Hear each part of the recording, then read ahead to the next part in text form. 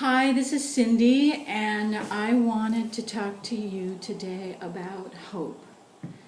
And I think hope's very important. And where I came up with the idea of talking to you about hope is on Sunday, I went down to the Terminal Island prison for men down at Terminal Island. It's a men's federal prison.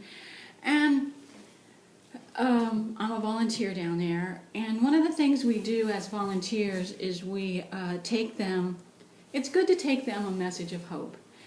And someday they're going to be, they're going to be not in prison, and their biggest fear is that they're not going to be able to make it on the outside. So the story I told at the prison on Sunday is that about my roommate Justin. And how I met Justin is he was the girlfriend of one of the girls, one of the kids, teenagers at the time that I use to that I hire, and I hire young people to help me in my real estate business by passing flyers out door to door. So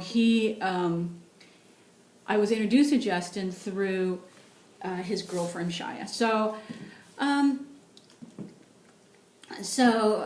one of the things right off the bat that was special about Justin is he's the first worker who had ever worked for me that the minute he got the job for me, I mean, he knew like how many houses per street, how many you need for 4 blocks, how many houses per hour, and he just really, more than anybody, had taken that job and put so much into it. And so he quickly became, he went from number 3 to number 1 as far as my workers were. And at that time, he was maybe about 18 or 19, I think, at that time. Well, like all my kids, I'm always giving them advice. I've given everybody advice, and he had enrolled, and I guess he had enrolled in school and got his GED, and he was taking some classes. But he was, Justin came from the wrong side of the tracks. I mean, he doesn't know who his father was.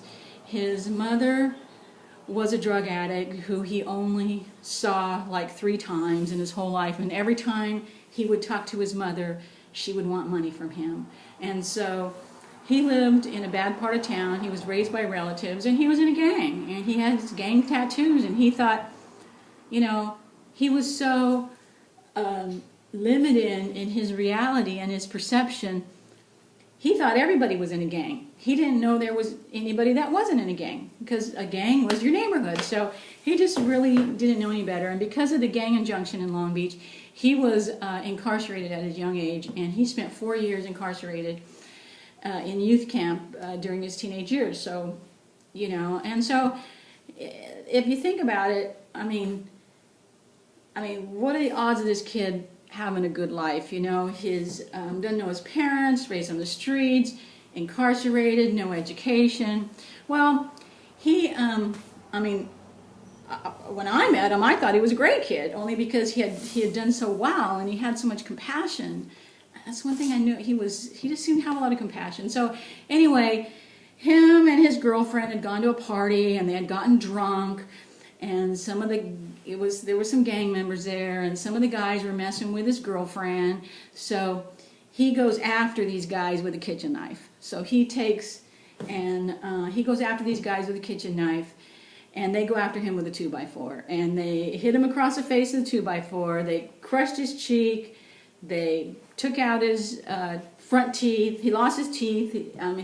His across the face here, he had this like line across here, and he ended up in a Memorial Hospital in a coma.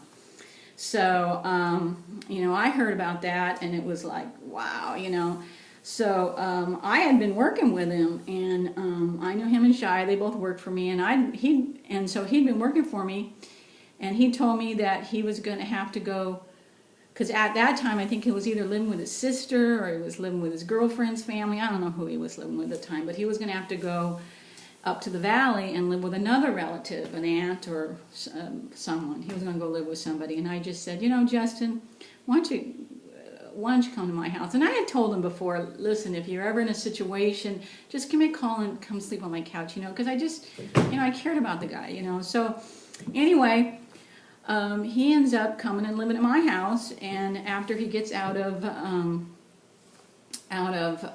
hospital, he comes to my house. And actually, he decided, because of what happened, that he was going to quit drinking. So I quit drinking. So we both quit drinking. So quit drinking alcohol and doing drugs.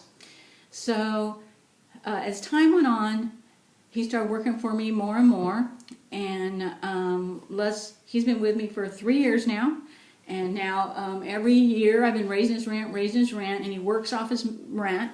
And now, to bring you up to speed, here this kid is, he just got his associate's degree in psychology. He's got years of sobriety.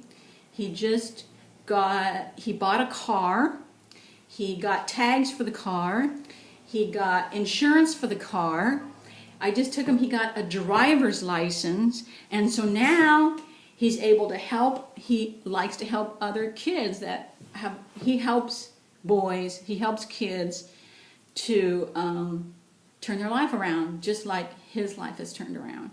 And he is able to talk messages of hopes. He's able to pick up these guys and give them rides, and his purpose is to help these other guys and help these young kids clean up their life, kids that have been on the street. And I'm telling you, there's more to come for this guy, but this message is about hope. And so I just want to tell you about hope is,